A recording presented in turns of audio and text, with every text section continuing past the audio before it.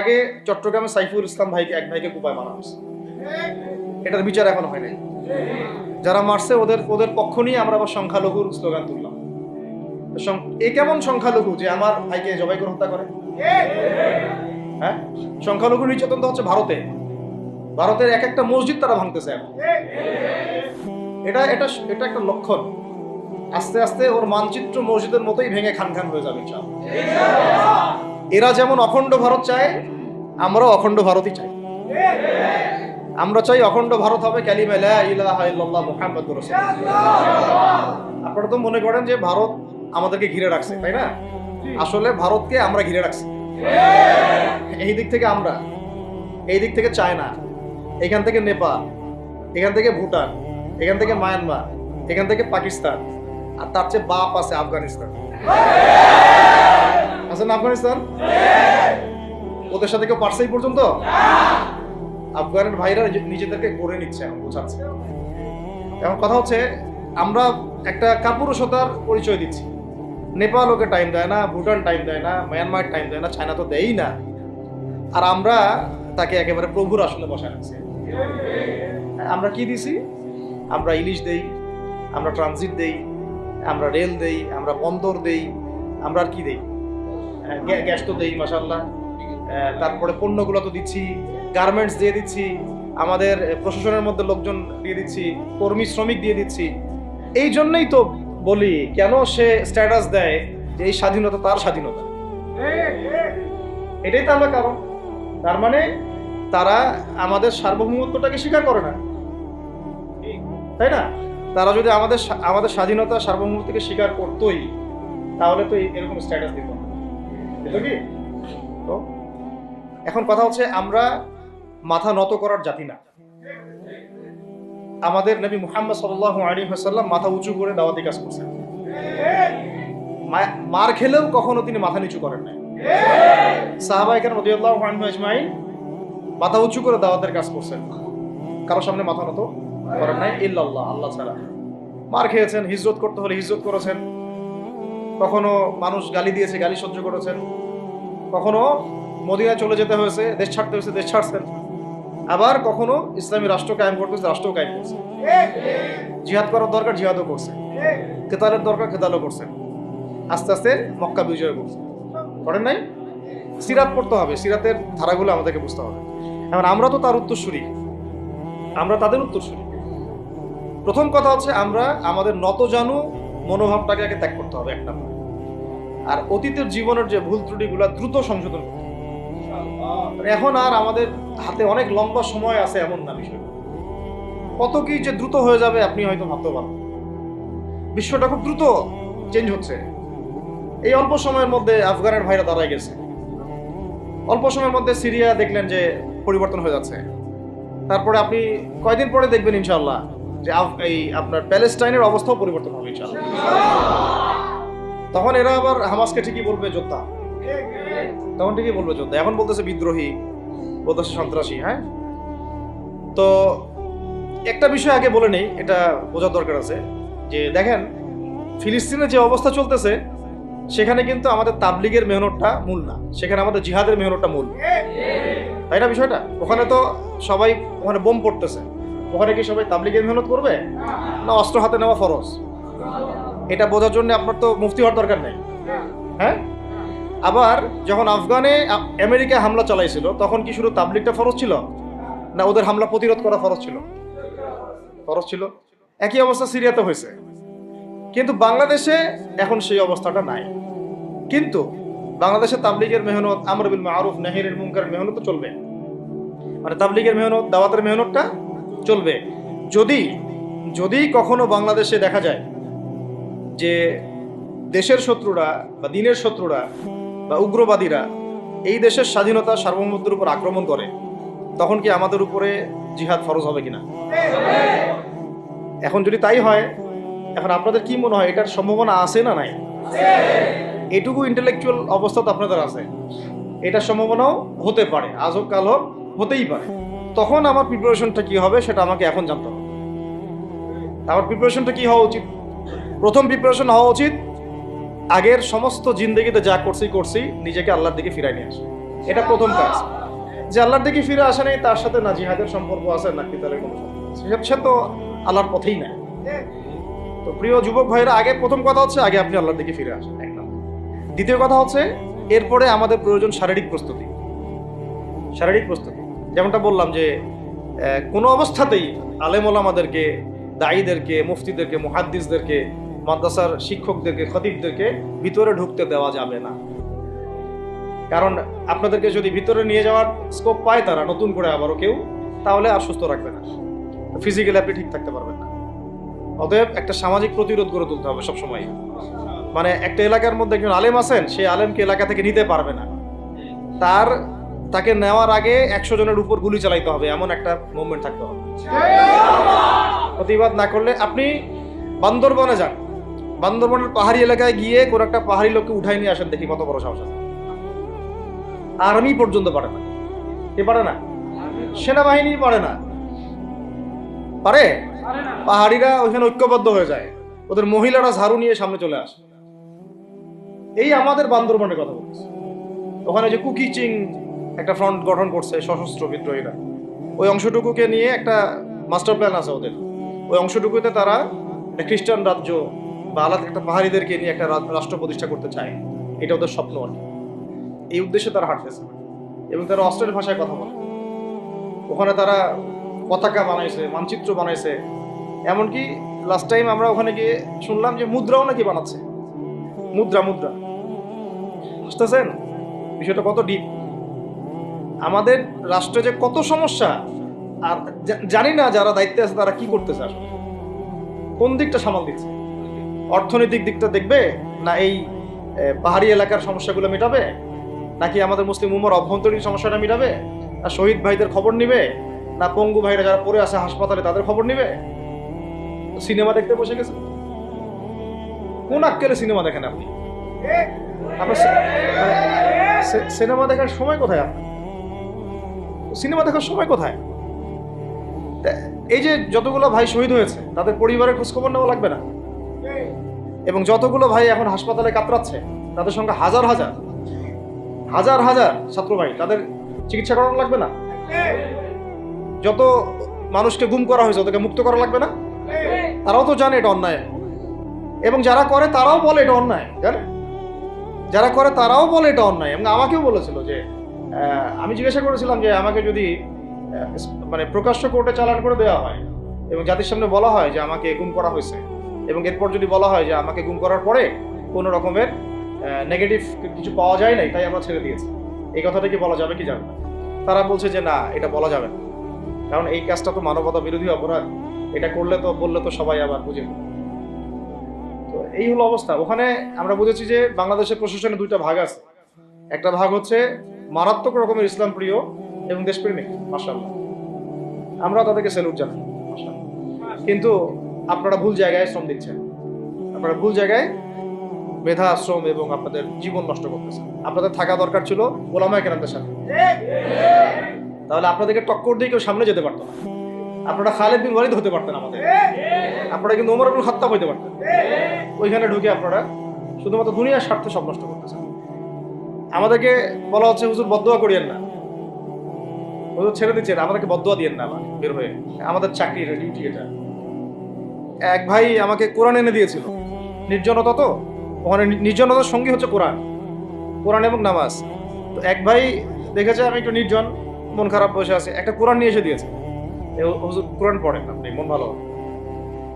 আরেকজন এসে কোরআন নিয়ে চলে গেছে। কোরআন পড়ে ওখানে যদি আপনি আবার উল্টাপাল্টা কিছু করেন, ওদের নিয়ম নাই কোরআন দেওয়ার কি নাই, নিয়ম নাই। তো এই হলো অবস্থা। কথা হচ্ছে যে এই ভাইদেরকে মুক্ত করাও তো তাদের কাজ ছিল। যে ওলামায়ে কেরামদের একজনের উপরে 3টা 4টা 5টা 10টা করে মামলা এখনো চলতেছে, তাদেরকে মুক্ত করা উচিত ছিল না? আর এই পুরো জুলুমের পিছনে যত জালেম ইনভলভ ছিল তাদেরকে আইডেন্টিফাই করে ভিতরে ঢোকানো উচিত ছিল না? হয়েছে সবকিছু? এই জিনিসগুলোর মধ্যে অনেক গ্যাপস আছে। এগুলো যদি এভাবে চলতে থাকে তাহলে আগামীতে আমরা যারা ইসলামিক রাজনীতি করবো বলে চিন্তা করতেছি বা ইসলামকে রাষ্ট্র ক্ষমতায় নিতে চাই, আমরাও কিন্তু বেগ পাবো, ভালো রকমের বেগ পাইতে হবে।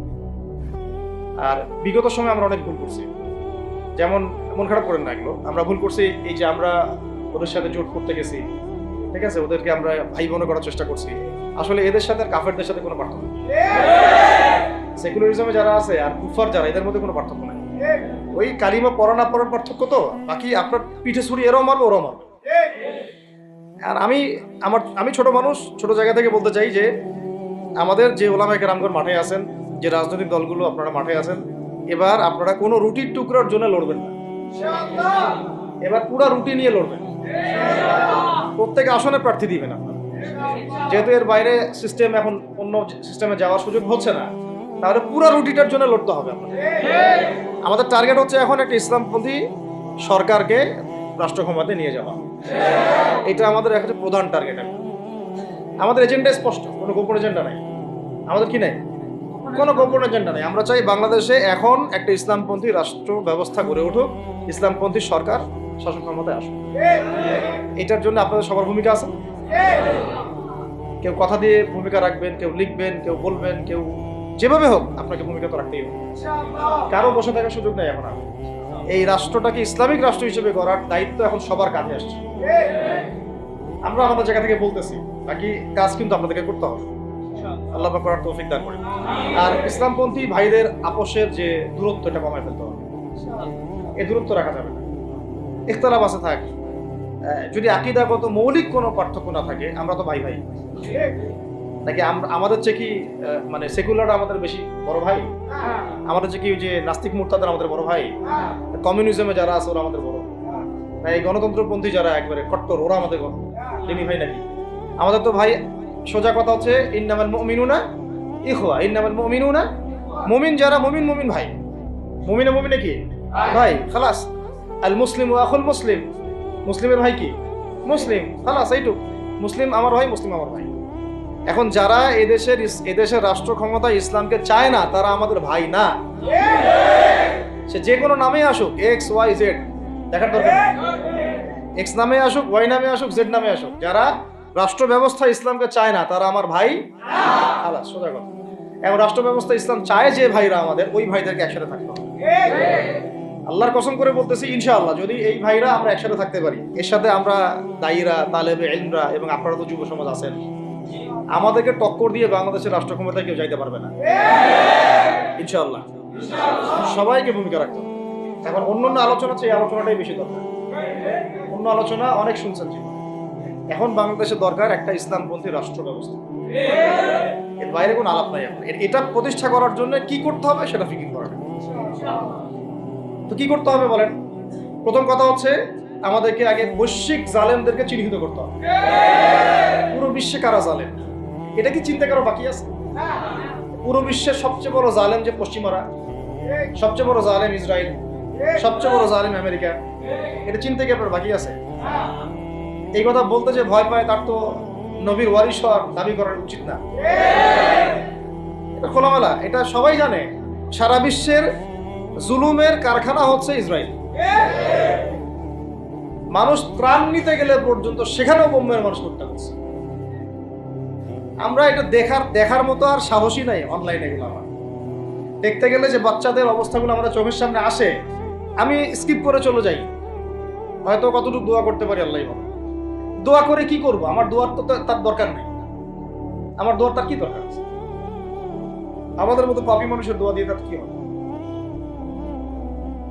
এখানে তো স্পষ্ট যে পুরো বিশ্বের জুলুম জালেমের শক্তির কেন্দ্রস্থল কোনটা, সেখান থেকে সব মাস্টার প্ল্যান হচ্ছে।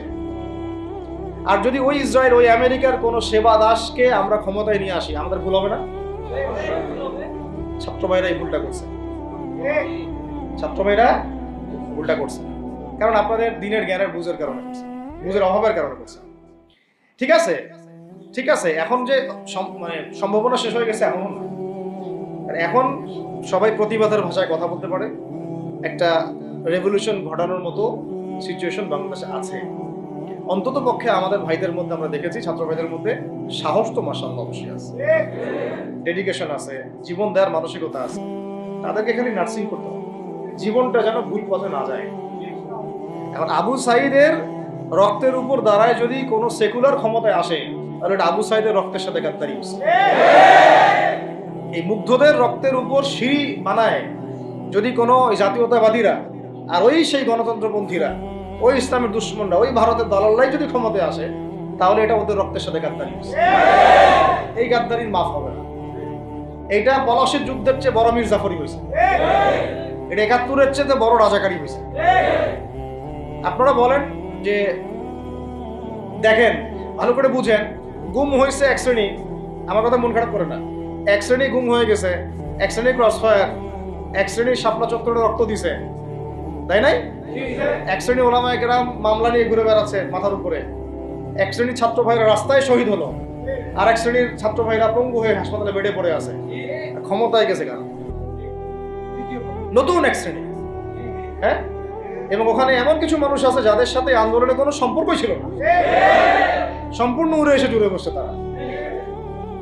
তাহলে এখানে ইসলামিক রাজনৈতিক দলগুলোকে সামনে রাখা যাইতো, তাদের থেকে তো উপদেষ্টা একটাও নেয় নাই।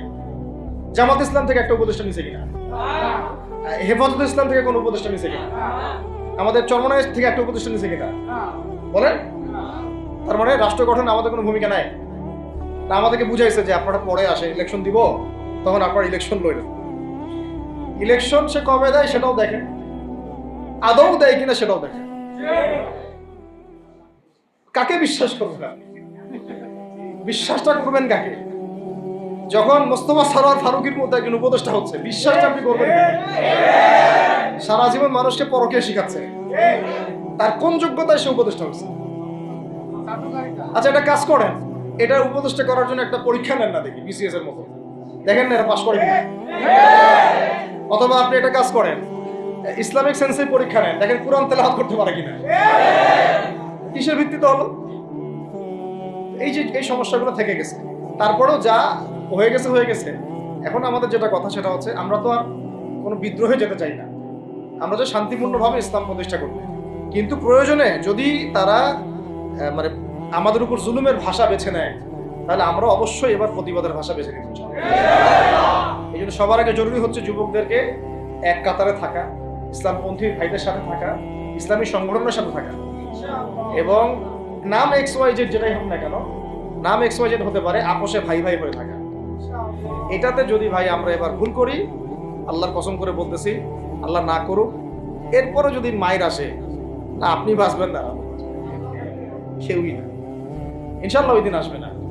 আর আমরা যদি ইনশাআল্লাহু আজ্জা ওয়া জাল যদি আমরা এটাকে মদিনা রাষ্ট্র বানাতে পারি, এই বাংলাদেশকে যদি আমরা একটা মদিনা রাষ্ট্র বানাতে পারি, ইনশাআল্লাহ কালকে গাজওয়াতুল হিন্দ হবে ইনশাআল্লাহ। ওটার জন্য রেডি আমরা ইনশাআল্লাহ।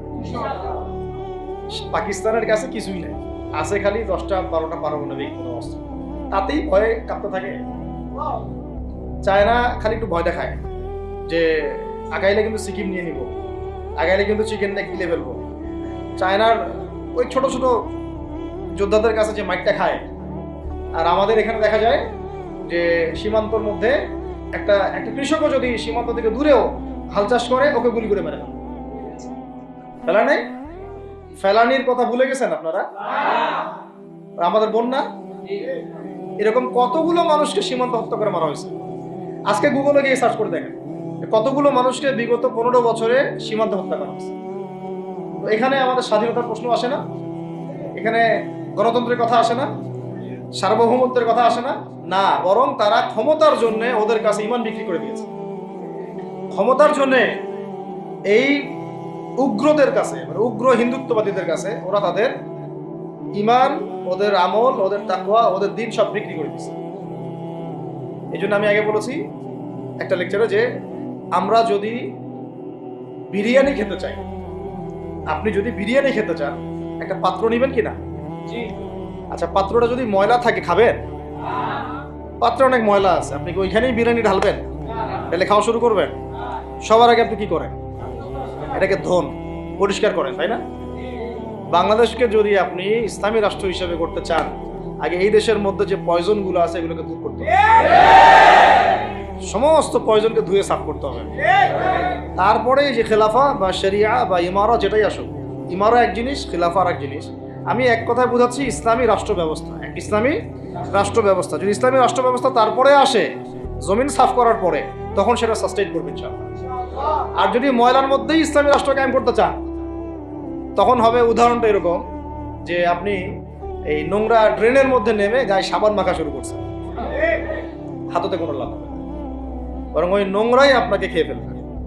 ঠিক আছে, ডেমোক্রেটিক সিস্টেমের মধ্য দিয়ে যদি আমাদের ভাইরা ক্ষমতা যেতে পারে, যাক না, সমস্যা কিছু নাই। এটা কতটুকু জায়েজ না জায়েজ, হালাল হারাম সুন্নত, এদিকে আমি যাচ্ছি না। এবং এটা নিশ্চিত তারাও জানে এটা সুন্নাত না, তারাও জানে এটা কি না, সুন্নাত পদ্ধতি না। কারণ রাসূলুল্লাহ সাল্লাল্লাহু আলাইহি ওয়াসাল্লাম দাওয়াতের মধ্য দিয়ে এবং সশস্ত্র যুদ্ধের মধ্য দিয়ে মানে মক্কা বিজয় করেছেন। দাওয়াতের মধ্য দিয়ে তিনি মদিনা রাষ্ট্র কায়েম করেছেন। তারপরে মদিনা রাষ্ট্রকে বেস করে আস্তে আস্তে আরো রাষ্ট্রকে এক্সপেন্ড করেছেন। বদর, উহুদ, খন্দক, খায়বার এগুলো হয়েছে, আস্তে আস্তে মক্কা বিজয় হয়েছে। মূল ছিল আগে মদিনা রাষ্ট্রটা কায়েম করা। তো আমরা যে কোনো ভাবেই হোক মদিনা রাষ্ট্রটা আমাদের কায়েম করতে হবে। তারপরে ইনশাআল্লাহ তাআলা দেখবেন, হ্যাঁ, ওই অখণ্ড ভারত আমরাও কায়েম করবো ইনশাআল্লাহ। সংখ্যা দিয়ে কিচ্ছু না, ওদের সংখ্যাকে আমরা ভয় পাই?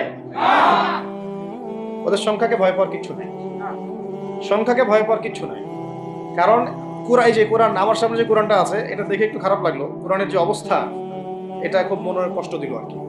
কোরআনটা হবে চকচকা, এটা দেখে বোঝা যাচ্ছে এটা অনেকদিন কেউ পড়েই নাই। আপনাদের বাসার যদি কোরআনের এই হালত হয়, তাহলে আমাদের দ্বারা দিন কায়েম হবে না। আপনার কোরআনের হালত হবে এমন যে কোরআনে এক বিন্দু পরিমাণ কোনো ময়লা নাই, প্রত্যেকদিন আপনার হাতের স্পর্শেই ময়লা দূর হয়। তখন এই কোরআন আপনার পক্ষে কথা বলবেন ইনশাআল্লাহ। ভাই, কোরআনের কাছে চলে আসেন, আর দেরি করেন না, সময় নাই। আল্লাহ পাক সবাইকে কবুল করেন, আমিন। এই মসজিদগুলোকে কাজে লাগান, এখানে তালিমি বৈঠক চালু করেন প্রত্যেক সপ্তাহে। আমি যদি প্রত্যেক মাসে রংপুরে আসি, প্রত্যেক মাসে সময় দেবো ইনশাআল্লাহ। আপনারা এখানে ইমাম ঠিক করেন, খতিব ঠিক করেন এবং ওই যে টিচার ঠিক করেন, করে আপনারা কোরআন শিক্ষার ব্যাচ চালু করেন, কোরআনের তাফসীরের ক্লাস চালু করেন, তারপরে তুলনামূলক আরবি ভাষা শিখেন। মানে এগুলো শিখে নেন তাড়াতাড়ি, সময় নাই এগুলো, আমাদের হাতে সময় কম। এগুলো আজকে থেকে 10 বছর আগেই শেখা উচিত ছিল, তাই না? কিন্তু আমাদের এই সেকুলার শিক্ষা ব্যবস্থা আপনার জীবন থেকে 20 বছর কেড়ে নিছে। 20 বছর পড়াশোনা করার পরে আমি চ্যালেঞ্জ করতেছি যে লাখ লাখ টিচারকেও যদি আপনি কোরআন তেলাওয়াত ধরেন, সহি বলতে পারেন, অথচ তারা জাতির শিক্ষক হয়ে বসে আছে। সেকুলার শিক্ষা ব্যবস্থাটা আমাদের জীবন থেকে পুরা ইসলামের হকটাকে নষ্ট করে ফেলছে। আপনার অধিকার ছিল যে আপনি একজন স্কুলের স্টুডেন্ট, আপনি কোরআন পড়তে পারবেন। আপনি একজন কলেজের স্টুডেন্ট, আপনি কোরআনের তাফসীর করতে পারবেন। আপনি একজন ইউনিভার্সিটি পাস করেছেন, আপনি হাদিসও পড়তে পারবেন, এবারও তো দিতে পারবেন, এরাবও দিতে পারবেন। এটা আপনার হক ছিল, কিন্তু এই হকটা নষ্ট করছে কারা? এই সেকুলার শিক্ষা ব্যবস্থা নষ্ট করে ফেলছে। এখন তো কিছু করার নাই। তো এটাতে আমাদের দোষ কি? আমাদের দোষ হচ্ছে আমরাই তো তাদেরকে ভোট টোট দিয়ে উপরে উঠেছিলাম। আমাদের বাপরা উঠাইছে, আমাদের বাবারা উঠাইছে, তার বাবারা উঠাইছে। আমরা তো ওই সময় ইনসাফ করি নাই, ফল আমাদেরকে ভোগ করতে হয়েছে। আপনি এই প্রসঙ্গটা দুটো কথা বলেই ফেলেন, নাহলে আমি মানে হকাদায় হয় না। একটা মুসলিম ঘরের ছেলে, তার অধিকার নাই প্রাইমারি স্কুলে গিয়ে সে কোরআন শিখবে? আচ্ছা, আমাদের মৌলিক অধিকার কি? খাদ্য, বস্ত্র, বাসস্থান, শিক্ষা, চিকিৎসা, 5টা বলি না? তো কোরআন আমার মৌলিক অধিকার না? মুসলিম পরিবারের সন্তান আমি, কোরআন আমার মৌলিক অধিকার না? তারপর প্রাইমারি স্কুল আপনাকে শিখায় নাই, হাই স্কুল আপনাকে শিখায় নাই, এমনকি কারমাইকেল শিখাইছে আপনাকে, বেগম রোকেয়া বিশ্ববিদ্যালয় শিখাইছে, এরাও শিখায় নাই। এমনকি বিসিএস ক্যাডার হচ্ছেন কোরআন ছাড়াই, ডক্টর হচ্ছেন কোরআন ছাড়াই, ইঞ্জিনিয়ার হচ্ছেন কোরআন ছাড়াই। এমনকি শিক্ষা কমিশন গঠন হচ্ছে, ওই কমিশনের লোকদেরও কোরআনের জ্ঞান নাই। টকশোতে এসে আবার ঠিকই পটর করে, কোরআনে পড়তেও পারে না, টকশোতে এসে পটর করে। এই তো বিগত 10 বছর তো টকশোর বছর ছিল, খালি টকশো, দেখেন নাই? আলোচনা। একটা ন্যারেটিভ তৈরি করা হচ্ছিল, ইসলাম নিয়ে যারাই কথা বলবে এরাই জঙ্গি, এরাই মৌলবাদী, এরাই সন্ত্রাসী। হ্যাঁ, তো কিভাবে মানুষের ব্রেন ওয়াশ করা হয়েছে। আমি আসলে অবাক হয়ে গেছি এই ঘটনাটাতে, জুলাইয়ের ঘটনায়, যে যুব সমাজকে ধ্বংস করার জন্য তারা 20 বছর ঠেলে দিছে, ওই যুব সমাজই তাদেরকে পিটাই বের করছে। আল্লাহ পাকের কি পরিকল্পনা! আপনাদেরকে ধ্বংস করার জন্য 20 বছর ধরে তারা সিলেবাস কারিকুলাম করছে। আপনাদেরকে শরৎচন্দ্র পড়াইছে, বঙ্কিমচন্দ্র পড়াইছে, হুমায়ুন আহমেদ পড়াইছে, হুমায়ুন আজাদ পড়াইছে, হ্যাঁ, শেক্সপিয়ার পড়াইছে, আর কত কি পড়াইছে। কোরআন পড়তে দেয় নাই, নামাজের স্বাধীনতা দেয় নাই, পর্দার স্বাধীনতা দেয় নাই। আমাদের বোন পর্দা করে পরীক্ষা দিতে গেছে, নেকাব খুলে ফেলা হয়েছে, কি করে নাই। কিন্তু ওই ছাত্র জনতার হাতেই পিটানি খাইতে হয়েছে। আল্লাহ পাকের দেখছেন কি একটা মিরাকেল, আল্লাহ পাকের কি মানে কুদরত, কারিশমা। ঠিক কিরকম হয়েছে জানেন? ঘটনাটা হয়েছে এরকম যে ফেরাউনের ঘরেই মুসা আলাইহিস সালামকে আল্লাহ পাক বড় করছে। মাশাআল্লাহ। তো আপনাদেরকে ধ্বংস করার জন্যই কিন্তু এই পলিসিগুলো অ্যাপ্লাই করা হয়েছে। এখন যে আল্লাহ পাকের রহমতে আপনারা বিপদে যান নাই, আলহামদুলিল্লাহ। এখন যেটা আল্লাহ পাক বোঝার তৌফিক দিচ্ছেন, দেখেন আপনারা কোরআন শিখতে পারতেন, এখানে পারেন নাই। শিক্ষা কমিশনের মধ্যে কোরআন নাই। শুধু তাই না, দেখেন 360 জন এমপি মন্ত্রীকে আপনি বসায় দেন, 360 জন এমপি মন্ত্রীকে বসায় তাদের সবাইকে শুধু কিচ্ছু না, আমি বলবো খালি সূরা ফাতিহা তিলাওয়াত করতে পারে, পারলে শুধু মমতাজ পড়তে পারে নাকি? কারণ তার তো বুখারী মুসলিম সিয়াসিটা পড়া আছে, ওটা পড়া ছিল আর কি, এটা পড়া ছিল, তো হয়তো সে পারতে পারে না, পারলে তো ভালো, খারাপ কিছু না, ঠিক আছে। তো বাকি কেউ কিন্তু পারে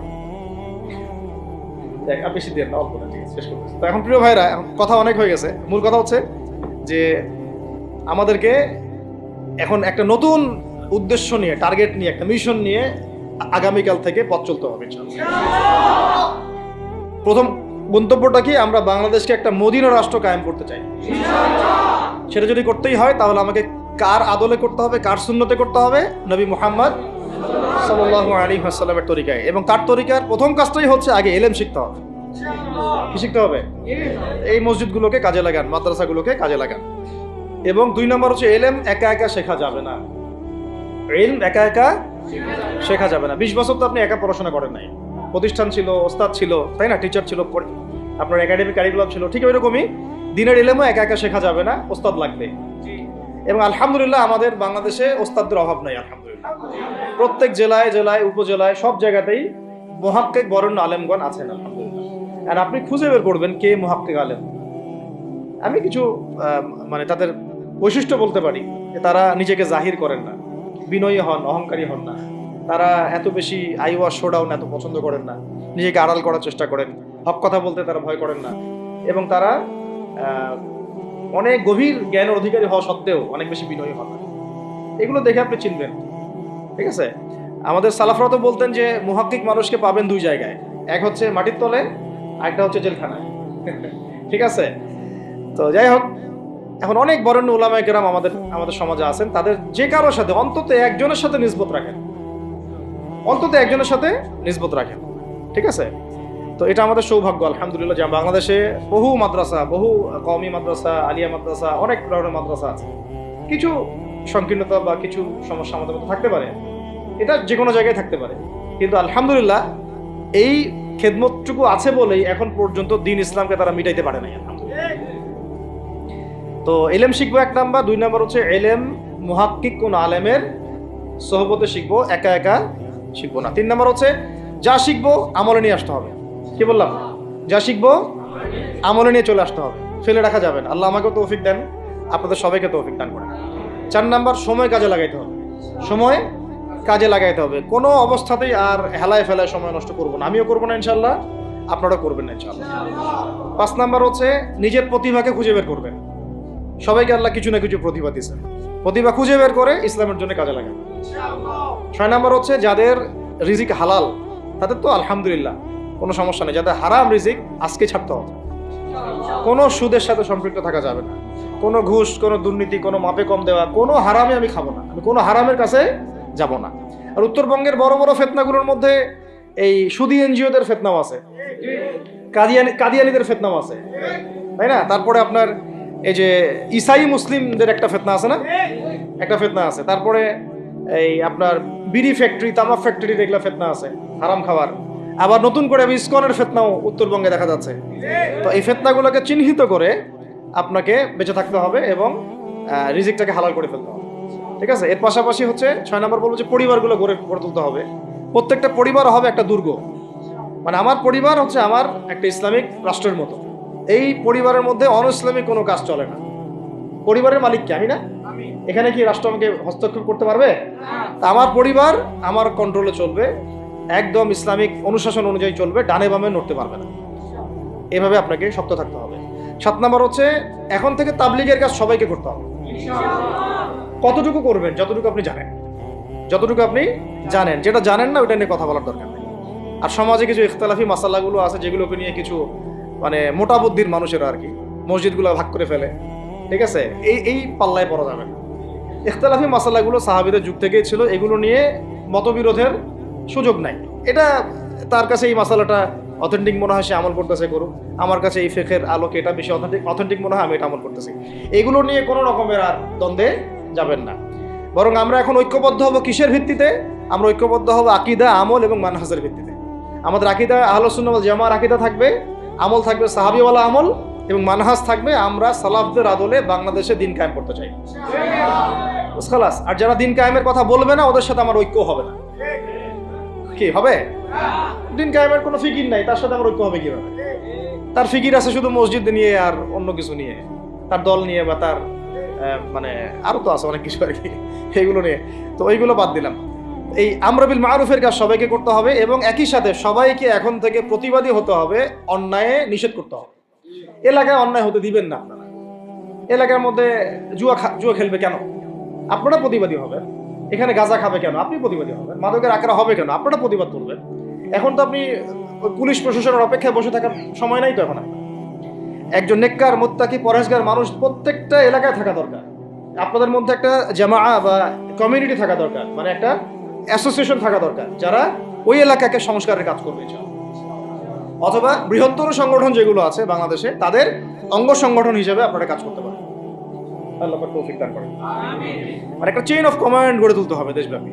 এটা অলরেডি আছে, এবং নতুন করেও যদি কেউ চায় যে আমি কিছু অ্যাসোসিয়েশন করব যেটা আমর বিল মারুফের কাজ করবে, নাহিয়ানিল মুনকারের কাজ করবে, তাহলে এটা করতে পারেন ইনশাআল্লাহ।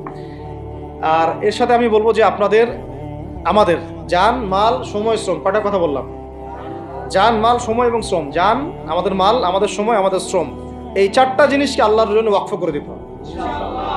দুনিয়াতে মুসাফির আমরা, দুনিয়াতে কি আমরা মুসাফির। আমাদেরকে পাঠানোই হয়েছে আল্লাহর ইবাদত করার, এবং শুধু একাই ইবাদত করবো কেন? আমি কি স্বার্থপর? আমার পরিবারটাও করতে হবে। এবং শুধু পরিবার কেন করবো? আমার সমাজটাও করতে হবে, আমার রাষ্ট্রটাকেও করতে হবে। কারণ রাষ্ট্রীয় কাঠামোতে ইসলাম না থাকলে আমি সমাজ চেঞ্জ করতে পারবো না। সহজ কথা, সব কথা কিন্তু ওই গোড়াতে গিয়ে ঠেকতেছে। কারণ রাষ্ট্র ব্যবস্থায় যদি ইসলাম না যায়, রাজনীতির মধ্যে ইসলাম যদি না যায়, এবং একটা ইসলামিক শরিয়া ভিত্তিক বা ইমারা ভিত্তিক রাষ্ট্র যদি কায়েম না হয়, এই শব্দগুলো হয়তো তারা বুঝে না। মানে ইসলামী একটা রাষ্ট্র ব্যবস্থার কাঠামো যদি না থাকে, তাহলে আপনি ব্যাংকিং সিস্টেমকে সংস্কার করতে পারবেন না, সুদের মধ্যে সংস্কার আনতে পারবেন না, শুধু এনজিওর বিরুদ্ধে আপনি কোনো পদক্ষেপ নিতে পারবেন না, আপনি সমাজের এই যে ফাসাদ, নোংরামি, এগুলো বন্ধ করতে পারবেন না, আপনি এই যে কাদিয়ানি মতবাদের বিরুদ্ধে কিছু করতে পারবেন না, ওদের অর্থনৈতিক ডানা আপনি কাটতে পারবেন না, ওদের পলিটিক্যাল সাপোর্ট আপনারা কাটতে পারবেন না। তারপরে ওই জায়গায় ইসলাম না গেলে এই সাংস্কৃতিক আগ্রাসনগুলো কাটাতে পারবেন না। পাশের প্রতিবেশী রাষ্ট্রদের যে আগ্রাসী ভূমিকা, এগুলোর ব্যাপারে আপনি কোনো পদক্ষেপ নিতে পারবেন না। তাই ওই জায়গা পর্যন্ত যদি না যেতে পারি আমরা, তাহলে কথাগুলো শুধু বলাই হবে, কোনো বাস্তবায়ন হবে না। অতএব আমাদের মূল কাজ একটা, এখন ওই উপরের লেভেলে ইসলামকে নিয়ে যাওয়া। এই কাজগুলোর মধ্য দিয়ে আমরা ইসলামকে নিয়ে যাবো ইনশাআল্লাহ তাআলা। আর সর্বোপরি আসন্ন সময়গুলোতে যখন ওলামায়ে কেরাম, আমাদের বরেণ্য আলেমগণ, আমাদের বরেণ্য ওস্তাদগণ, এবং আমাদের তুল্লাবরা, আমাদের জামাআগুলো, আমাদের ইমারাগুলো, এবং আমাদের ইসলামী সংগঠনগুলো, তারা যখন মাঠে থাকবে, তখন তাদেরকে একা ছেড়ে দেওয়া যাবে না। মই দিয়ে গাছে উঠায় মই টানা যাবে না। শাপলা চত্বরে এই কাজটা করছেন আপনারা, কিন্তু শাপলাতে কিন্তু এই কাজটা হয়েছে। ওখানে কিন্তু এতগুলো ভাইয়ের ওখানে শহীদ হওয়ার কথা ছিল না, এত সহজ ছিল না বিষয়টা। কিন্তু কিছু ভাই ছিল ওখানে, আমাদের সাথে প্রতারণা করেছে, মই দিয়ে আমাদের কিন্তু মই টেনে নিছে, আমাদেরকে উপরে উঠাই দিছে। এরপর থেকে তো কত জেল, কত জুলুম, কত মামলা মোকদ্দমা, কত গুম হয়ে গেল। শাপলার পর থেকে হিসাব করেন তো। এবার এই ভুলগুলো আর করতে যায় না, এই মুনাফিকিগুলো আর কেউ করতে যায় না। আল্লাহর ওয়াস্তে আপনারা ওলামায়ে কেরামদের সাথে থাকেন, হাত শক্ত করেন, মই দিয়ে আবার গাছে উঠায় মই টানে নিয়েন না। আমি কি বুঝাতে পারছি? বুঝাতে পারি নাই মনে হয়। অর্থাৎ ওলামায়ে